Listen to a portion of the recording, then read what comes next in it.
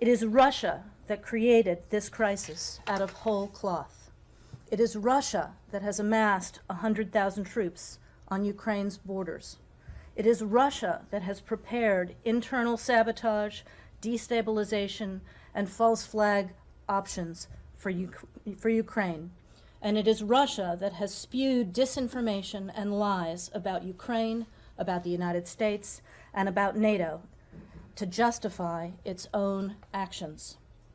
At a time when COVID is running rampant again across Russia, as it is in other places, and where only half the population is vaccinated, the Kremlin has to justify to the Russian people why it is stoking a potentially very bloody and costly conflict for Russia, rather than focusing on its own citizens' health and on Russia's own significant challenges in building back better. No one needs a conflict now, least of all Russia. As the Secretary did last week, let me set the record straight on a couple of other points as well. First, Ukraine is not the aggressor in this situation. It is Russia that invaded Ukraine in 2014, that forcibly occupied Crimea, and that continues to wage war on Ukrainian territory. Ukraine has made clear that it has no intention of threatening Russia in any way. It only wants a peaceful, democratic, European future for its people. And the United States remains unwavering in our support for Ukraine's independence, sovereignty, and territorial integrity. Second, NATO poses no threat to Russia either, unless, of course, Russia chose to pose a threat to NATO. NATO is a defensive alliance whose sole purpose is to protect its members. Decisions regarding NATO membership are up to each individual applicant country and the 30 NATO allies. No one else has a voice or a veto in those decisions. Third, diplomacy is the best option to restore stability and security for Ukraine, for Europe, and for Russia itself. And fourth, the United States will not make any decisions about Europe without Europe, about Ukraine without Ukraine, or about NATO without NATO. In that context, we're consulting intensively with our allies and partners. The White House put out a fact sheet on some of these engagements today. As you saw, President Biden has spoken to 16 European leaders. Secretary Blinken has done more than 24 calls and meetings with foreign leaders and ministers. Deputy Secretary Sherman has met with the North Atlantic Council and the EU just today, made dozens of calls, as have I, as has Assistant Secretary Donfried and other members of the interagency community. Now on to the diplomacy. In the strategic stability dialogue with Russia yesterday, as Deputy Secretary Sherman made clear in her own press engagement yesterday, we have demonstrated our commitment to diplomacy by putting preliminary ideas on the table, including with regard to military transparency, risk reduction measures, and exercises.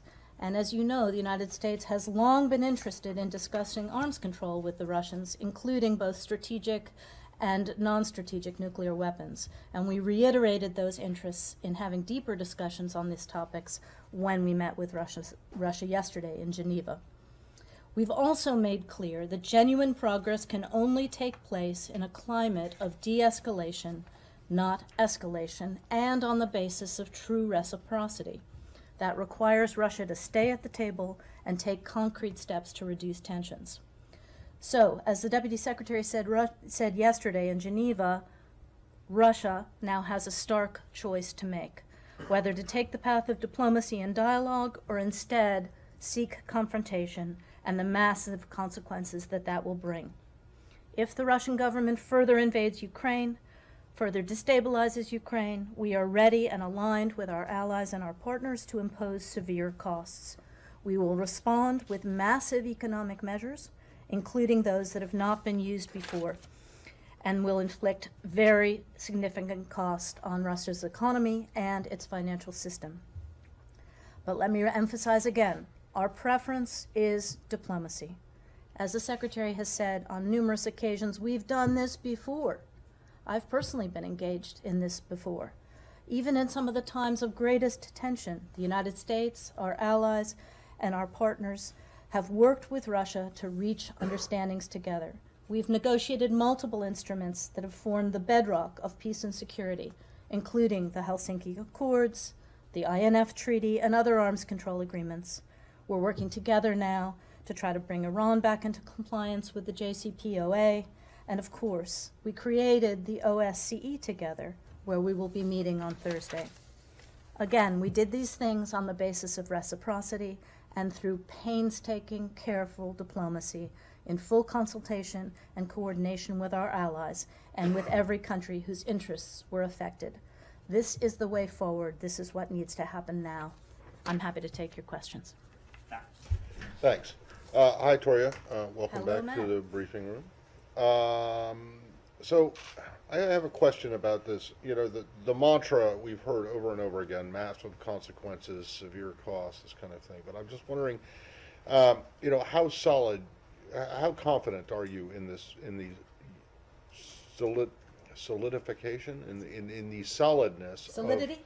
in the solidity of the Western unity on this, particularly given the fact that you and Amos Hochstein were up on the Hill yesterday, essentially begging Democratic senators not to go along with Nord Stream 2 sanctions because you think that it will shelve or it'll reduce the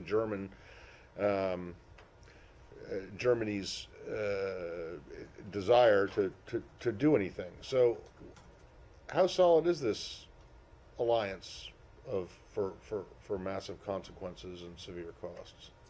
Matt, we are very confident in the consultations that we've been having with our allies and partners. We've been working at this for some 2.5 months at every level, from the president on down.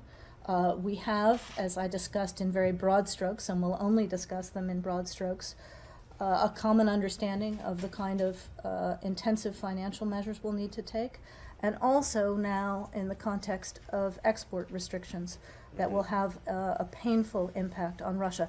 Now, as we've done in the past, the U.S. may take one set of measures, and Europe and other allies may take parallel steps that are not exactly the same, but also painful to Russia because we have different economic exposure. But we are very confident that we are coming together around a very painful package, but we don't want to have to use it, as you know. So you're okay with putting sanctions on NS2AG? What we have said is that the agreement that we did with Germany in July makes absolutely clear Let me put it a what will different way. happen. Are you concerned that Germany might not go along with whatever you're hoping you'll get in place should it become necessary if there are sanctions imposed on Nord Stream 2? We are concerned now that what is being discussed on the Hill will have no impact on Nord Stream 2. What we are doing now is working with the Germans, working with the EU, to slow their consideration of implementation of the pipeline. This German government has taken significant steps to do that, and they've also reconfirmed the agreement we had with the previous government with regard to what happens to Nord Stream 2. Namely, it's suspended if Russia aggresses against Ukraine. Laura. Thank you. Hi, Toria. Okay. Regarding Nord Stream 2, but also other discussions that Secretary Blinken is having on the Hill today, can you read out a little bit of what the message to the lawmakers is today? Is it the same as what you have reiterated for us here and now? And then also, I'm wondering a little bit about what the administration's position is on NATO enlargement in practice. You've made very clear that the United States continues to agree with the principle of other members or other states joining NATO, but I'm wondering if you can be a little more specific about whether or not this administration supports other states in practice coming in to the alliance. Thank you. Well, first to say, the Secretary has a number of engagements on the Hill. It'll shock you to know that not all of them are about Russia, Ukraine. Some of them are about other subjects that we're working on with members. But he's also meeting with a group who is considering traveling to Ukraine in a bipartisan fashion. So he will go through with them all aspects of the policy and make sure that they're up to date both on the diplomacy, but also on the costs and on our engagements with the Ukrainians, which have been extremely, rich and full, as you know, and ask them to carry messages of preparedness and of unity, and as they go in this bipartisan manner, to underscore the American people's commitment across the aisle to their sovereignty and territorial integrity. So that's number one. With regard to NATO's open door, as you know, I've been involved in this for more than 30 years, including helping to support and usher into the alliance some of the allies that joined after 1997. It is a bedrock principle of the North Atlantic Treaty Organization and its founding charter from 1949 that its door stays open to any European country who can meet NATO's high standards. So we have a number who have joined, we have a number who want to join and are working hard with NATO to meet those standards. Those include Georgia, Ukraine, etc. So it is, absolutely essential not only that we live up to that principle that we've had for almost 70 years, or longer than 70 years, but also that the countries that aspire to join NATO do the hard work that's necessary to be ready. Just to drill down a little bit, I do understand that you agree and continue to support the right and the open door policy in principle. But I'm wondering, say if Finland said, we would like to join, would the United States support Finland joining? Would the United States support Sweden joining? Would the United States, I'm not trying to make this just about Ukraine and Georgia today. I think across the 5 administrations that I have served, we have always said to Finland and Sweden, anytime you want to talk to us about membership, we are ready to do that. But again, Finland and Sweden would also have to be measured against NATO's high standards. Obviously they are long-time established, stable democracies. So that conversation would be slightly different than it is with countries that are making the transition to democratic systems and dealing with, intensive problems of corruption and economic reform and democratic stability, et cetera. Andrea, then Daphne. Thank you very much, Tori.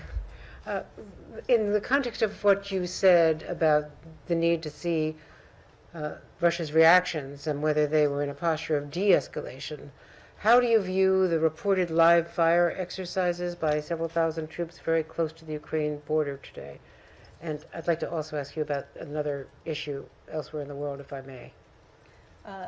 So we've obviously seen those reports. I don't have them validated, but we've seen them. That obviously goes in exactly the opposite direction. When we talk about de-escalation, we talk about getting that mass number of troops off the Ukrainian border. We talk about serious engagement at the table. We talk about getting rid of destabilizing equipment as well around Ukraine's borders, and ending the massive disinformation and the plans with regard to internal destabilization. And if I may, since you're here, if I could impose upon you with your broad reach, and since the Secretary is on the Hill talking about a lot of different issues, the North Korean missile launch, which according to our South Korean allies and other experts, was at Mach 10, which makes it hypersonic, and which apparently, according to also the South Korean Defense Ministry, had a maneuverable re-entry vehicle, making it, according to experts whom we've spoken to, hard to track, hard to defend against. So what do you think? This is the second in just 1 week from Kim Jong-un. I'm going to leave to Ned when he follows to share what we can from intelligence about what we believe happened and didn't happen, but obviously it takes us in the wrong direction. As you know, the United States has been saying since this administration came in that we are open to dialogue with North Korea, that we are open to talking about COVID and humanitarian support, and instead they're firing off missiles. So are there this any is direct dangerous talks and that we don't know about? Say again? Are there any direct talks that perhaps we don't know about? I don't have anything to share on that, Audrey. In addition to the live fire exercises today, Kremlin spokesman Peskov said there was no real cause for optimism after the talks on Monday. Does this change the U.S. view at all of how the talks went, and does this give indication to the U.S. that Russia has no intention of easing the military presence? Well, that's obviously disappointing to hear that from the Kremlin. I hadn't seen that report before coming down here. As I said, we believe that the exchange of views that we had with the Russian side was constructive and worth doing, and we want to see those talks continue, and we're prepared to do that. Michelle. There are voices in town that say that instead of waiting for Russia to invade Ukraine, why don't you send weapons to Ukraine to defend themselves? And if you have any update on Vienna talks on Iran. Michelle, I know that you know from NED that we have this year alone supplied Ukraine with some $450 million worth of defensive lethal support in all kinds of categories that they need for their preparedness now. And as the President has said, we are continuing to provide that support as they need it. But, you know, the problem is this Russian provocation, which is causing them to be increasingly insecure. Kylie. Thank you for doing this. Secretary Blinken was pretty clear over the weekend that you guys aren't expecting major breakthroughs. We've heard from Deputy Secretary Sherman that this was useful, but not necessarily exact forward progress here. What would the U.S. deem success at the end of this week of diplomacy?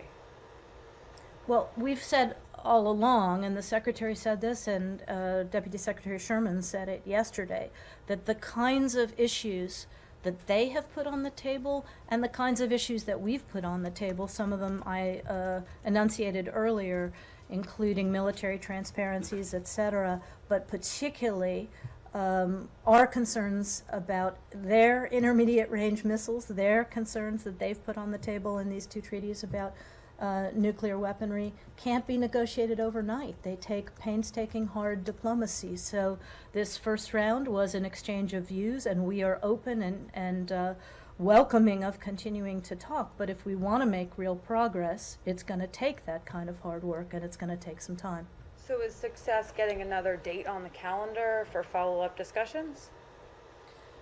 You know, I don't think in diplomacy you measure success in inches, you measure it in outcome. And again, it is almost impossible for a single round with issues this intense to settle everything, let alone sometimes anything. So we had to exchange positions, we had to understand each other, and then we have to get down to the hard work, and we are ready to do that. The question is the Kremlin? And can I just ask one more question about Russia? Yeah. I'm curious if the United States has a time frame for how long you think Russia can financially back the placement of troops along the Russia-Ukrainian border, or if they have no timeline and they're willing to put any amount of resources into maintaining that aggression. Well, Kylie, I'm going to let the Russians speak for themselves, but you make a very, very important point, which the Russian people should be paying attention to. These kinds of deployments, 100,000 troops out of barracks and on the Ukrainian border, are extremely expensive, as is the deployment of this kind of weaponry in the cold winter, when, you know, the wealth of Russia, were I a Russian citizen, I would want to see applied to the healthcare system, to the education system, to the roads, the same kinds of conversations that we're having here in the United States, rather than hemorrhaging money on a created crisis and putting their own military out there in the snow. Time for a final question or two. Yes, sir. Please. Victoria, thank you. My audience is in Ukraine, and the most important thing for them that previously the level of the expectation was very high. So right now, after Geneva talks on the eve of other negotiations, do you see even the slightest sign of the de-escalation? You talked about this atmosphere of the de-escalation, which we need so very much. So do you see right now even the slightest sign? Well, again, in light of the news we've heard today, we haven't seen the kinds of steps that we need to see in terms of Russian de-escalation. And as we've said, as these talks continue, they will not be successful unless we can do this in an atmosphere of de-escalation. Ukraine should not have this sword of Damocles hanging over it. What I would like to say to the Ukrainian people and to Ukrainian leadership is that national unity is absolutely essential at this moment, and to make the case continually, as you've always made to us, that your independence, your sovereignty is about your European aspirations. And we understand that completely, but it's important to be united now in the context of what's going on. Said. Good to see you behind the podium. My question to you, as you said that you've worked with, back in 1997 and so on, you've seen the entry of countries and so on into NATO, so you know quite well. Why shouldn't Russia feel threatened and affronted by Ukraine or any other bordering country joining NATO? I mean, NATO is not exactly a country club. It is a military alliance. It has, probably Russia in its crosshair. So why shouldn't they fear the joining of Ukraine? Saeed, I'll say it again. Ukraine is, sorry, try this again. I will say this again.